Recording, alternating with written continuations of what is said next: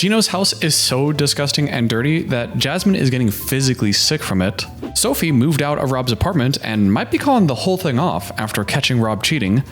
Again. And new cast member Clayton is totally normal and has nothing weird at all going on with him. Except that his mom is living in his closet. That's a new one. It's a new episode of 90 Day Fiance and we have a new cast member, so let's start things off with Clayton and his very interesting roommate. My name is Clayton. I'm 30 years old. I'm a cybersecurity analyst and I live in Lexington, Kentucky. Clayton is a 30-year-old cybersecurity expert in Lexington. Oh my god. Meet Clayton, a 30-year-old cybersecurity expert living in Lexington, Kentucky. And also meet his roommates. We have his 2 pet guinea pigs, Baby Pig and Chocolate. Very cute, I'm a big fan. His 2 chihuahuas, Coco, also very cute, and Buster. Your breath stinks. It's Coco's birthday. What the f is that little monster? And his final roommate. I have one last roommate, and that is my mother. Mamas, come on. You don't bark at mamas. Come here. Come on. Okay, it's not their first choice, all right? They're doing it to save money. It's not an optimal arrangement, but they've been doing it for 3 years, and while the mother seems to be pretty okay with the arrangement and thinks this is going just fine. This was just a temporary. A little bit longer than temporary, but it's working out. It's going to be okay. Clayton, who seems to be the sole provider and is going to get married and having his girlfriend move in with them soon, is not okay with it. There's not a lot of space, and it's only going to get more difficult because in a few days, the love of my life, Anali, is going to be moving in with us. Clayton met his partner, Anali, on a language app where he was learning Spanish and she was learning English. They start talking, catch some feelings, and after 8 months of chatting online, he goes to visit Peru to finally meet her in person, and just 4 days later, proposes. And good for them. We don't know too much about Anali at this point, and well, I guess we don't really know much about Clayton either, but Clayton seems like a pretty good guy. It sounds like he has a good job, and having all these animals and family members to take care of does imply a good amount of responsibility. He's also a super nerd that has spent 20,000 hours on an unnamed game. It's RuneScape. He's playing old school RuneScape. And if you know anybody that still plays RuneScape, or especially has a maxed level account like he does, then you know that you don't have to worry about them ever going out and finding other girls. His mother, on the other hand, his mom is kind of a hoarder, among other things. I know that my mom's not a severe hoarder, but she does have hoarding tendencies, plastic cups, empty movie cases, bracelets, earrings, necklaces. So that's not great, and the apartment does look pretty cluttered. But then they go to put some things in storage, and the gravity of the hoarding problem starts to become more clear. Now, hoarding is a complicated problem, and it's not just a matter of someone being really stubborn. There's deeper psychological factors at play there. So I don't mean this in any kind of judgmental way, and there's so much to this situation that we don't know. Is she employed? If she's not, why isn't she? Does she have some kind of disability that's preventing her from getting a job? There could be 1,000 explanations, but just from what we've seen so far, if I was the mother and I knew that I was in this situation and that my son was going to get married and invite his new fiance over and they have to live their life together, I feel like I would have somewhat of a sense of urgency, like, okay, I want you guys to live your life. I don't want to be a burden. You guys can have your own thing. I'll be over here and kind of have that separation. Even if I can't provide financially or if I can't get my own place due to the circumstances, I would still want to do what I can to make sure that they can have their personal space and feel like they have boundaries and privacy and all of that, and minimize whatever burden or impacts that I might have on that. Now, like I said, maybe the mom does have a job, or maybe if she doesn't, she has a totally legitimate reason. We don't know the details of their arrangement or how okay with this or how they've communicated about it, so I can't say or assume that she's the freeloading friend on the couch who doesn't care about Clayton and his partner and their future together. But from what we've seen on TV, I didn't really hear that concern that they are the priority, that she wants to kind of be out of the way and make sure that they have the life that they want to live together. The stuff out of the living room, I don't know if we're going to have room. This is 2 years expired. I don't want junk. I will throw stuff away. To me, it's not junk. I know it's not junk to you. It's working out. It's going to be okay. If he can balance all these responsibilities in life, especially with parents or a mother that seems like the way I've described, then that demonstrates a pretty strong character, good resilience, and a good ability to adapt and make the best of things. So while some of the future episodes might be a little sad with him dealing with the mother, possibly, I do think that Clayton is a good guy, and I am pretty excited to see more of the relationship between him and Annalise. Up next is Gino and Jasmine. If you've ever watched this couple and thought at times that you feel a little allergic to Gino as a person, then boy has Jasmine one up to you, because she seems to be allergic to his entire life. Baby's so itchy. I cannot stop. Jasmine's only lived in Gino's Michigan home for like 2 or 3 days at this point, and she's already waking up with hives or itchiness, redness all over her body. Jasmine, concerned, tries telling Gino about the problem and tries telling him that all the dust in the carpets and the blankets, maybe detergents or just general dirt and grime everywhere, like the moldy toilet. There's too many allergens around, and all that inflammation is causing her dermatitis to flare up. Although she tried telling Gino in a pretty calm and collected way, and did a good job of not blaming everything on him or really tearing down his lifestyle, something about her delivery must have triggered Gino's defensiveness a little bit, because he seemed completely unwilling to acknowledge that maybe it had something to do with the house, or the dust, or the dirt, or the age of everything, and instead really believes that it must be the handful of almonds that she had yesterday. This house is clean. Babe, this is not.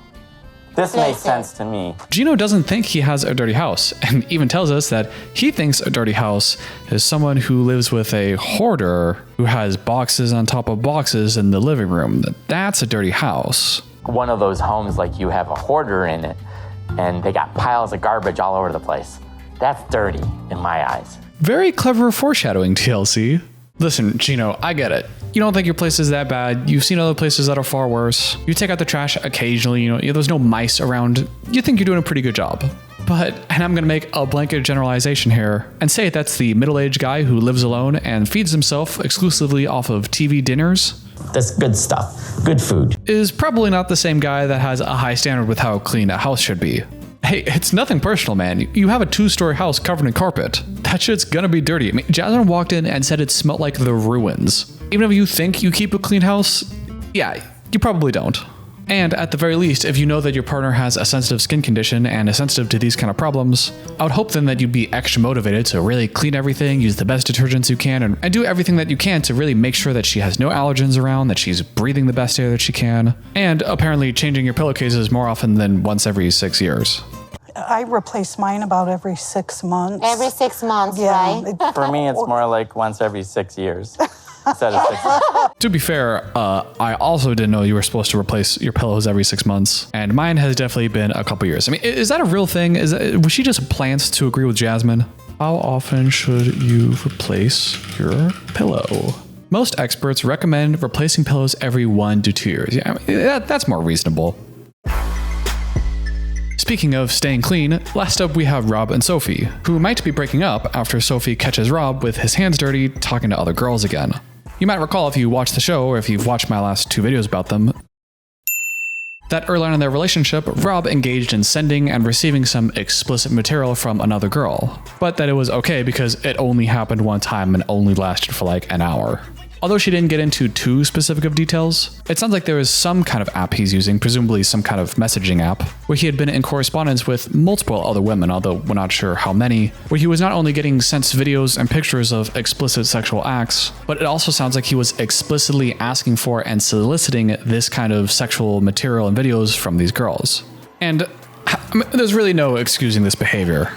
She mentions to the camera, as I also did in my last video, that maybe there are some people out there who don't consider that kind of behavior cheating. But this doesn't sound like, oh, someone was just watching porn and maybe people have different ideas of that's cheating. This sounds like full-on engagement in sexual behavior with someone online, and it also especially doesn't matter what he thinks about it because it happened already before, and she said, this is considered cheating. If you do this again, I'm leaving. So we don't have to imagine a world in which maybe he doesn't understand that this is a problem. He knows this is a problem. He can't plead ignorance. And even then, at that point, I don't know how many people outside of like some sort of polygamous situation would really claim that this level of engagement with someone else in a sexual way is not considered cheating. I think we're basically all in agreement, regardless of where you're from, that's not okay. But it looks like Sophie actually took out her phone and recorded a little bit of the conversation/fight they had in the car where she confronted him with this information. So with this video, we can see a little bit of what seems like a behind-the-scenes genuine reaction between the two of them. I'm not perfect, but I'm definitely not trying to be with nobody else but you. I just want you. I want you in my life. I don't want nobody else. I eagerly await for Dr. Honda from Psychology in Seattle to react to this whenever he gets around to it. But I will say, just from my own take, there's really 2 ways I can see this. On the one hand, this could be a manipulation and control tactic by Rob to feign some kind of guilt and get Sophie to feel bad or see like, oh wow, he's really hurt about this whole thing. Maybe he really didn't mean that. This is a deep problem for him.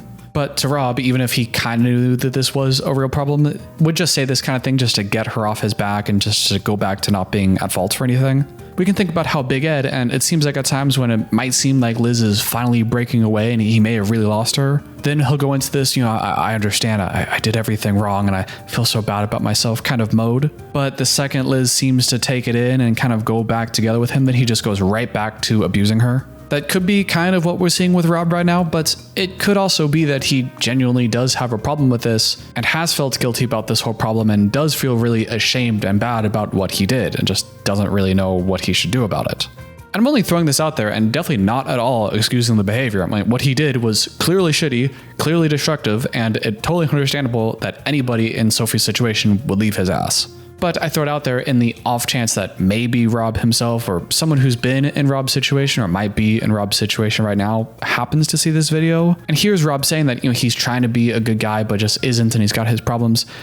The message, go to therapy. It doesn't need to be some nebulous thing where you think you're a good guy, but there happens to be this evidence that you're not and you don't really know how to make sense of it. You can go to therapy and make sense of it and work on the problem, figure out its root cause, and slowly and steadily get back to the person that you think you are inside, the person that you want to be, and live a happier life. And maybe actually have a good relationship because you're not cheating on your partner anymore. So yeah, piece of shit move. A lot of evidence. It looks like he's just not a good partner and not a guy that I would enjoy hanging around with at all, and probably deserves a lot of the criticism the internet is likely to throw at him. But of course, this is a TV show. This is subject to editing. We also don't know how much of this is even real or just scripted to begin with. So although we can totally criticize the shitty behavior and the character that Rob has on screen, nobody needs to go DMing anyone bad stuff or death threats or anything like that. We don't know how much of this is really real. But the character so far, I mean, yeah, that guy sucks. That's it for today's video. Let me know what you thought about any of these couples in the comments down below. And if you like this video and you enjoy my content, make sure to hit subscribe, hit the like button, ring the bell for notifications, and every comment helps the algorithm. Thank you, and I'll see you in the next one.